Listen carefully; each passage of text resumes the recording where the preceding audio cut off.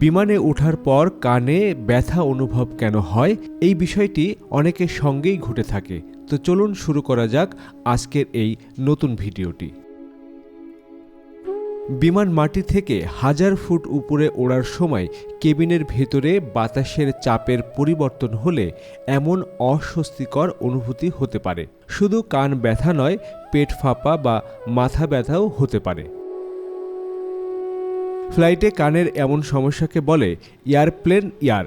New York ভিত্তিক নাক কান গলা বিশেষজ্ঞ ডাক্তার ডেভিড গুডিস বলেন, প্লেনে উঠলে অনেকের সামান্য কান বন্ধ ভাব অনুভব হতে পারে, ফলে অস্থায়ীভাবে কানে শোনার ক্ষমতা খানিকটা কমতে পারে।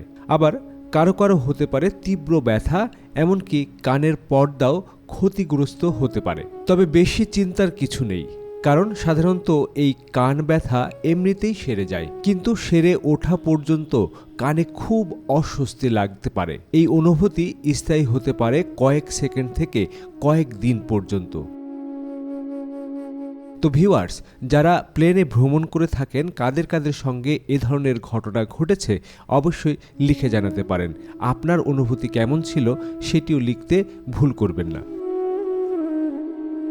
এবার আসা যাক কেন এমন ব্যথা হয়। আমাদের কানের পর্দার পিছনে কানের মাঝখানের অংশ বা মধ্যকর্ণে টিউব আকৃতির এক ধরনের অঙ্গাণু আছে।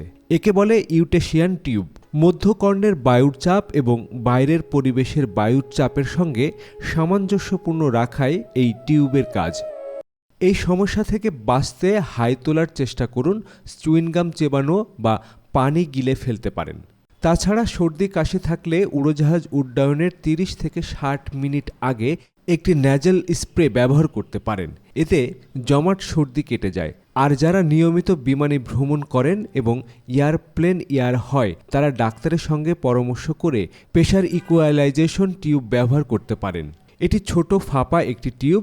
চিকিৎসার মাধ্যমে কানের পর্দায় এটি বসিয়ে দেয়া হয়, ফলে মধ্যকর্ণের বায়ু চলাচল সহজ হয়। তবে সাধারণভাবে বেশিরভাগ মানুষই হাই তোলা বা ঢোক গেলার মতো সহজ পদ্ধতিতে এয়ারপ্লেন ইয়ার প্রতিরোধ করতে পারে।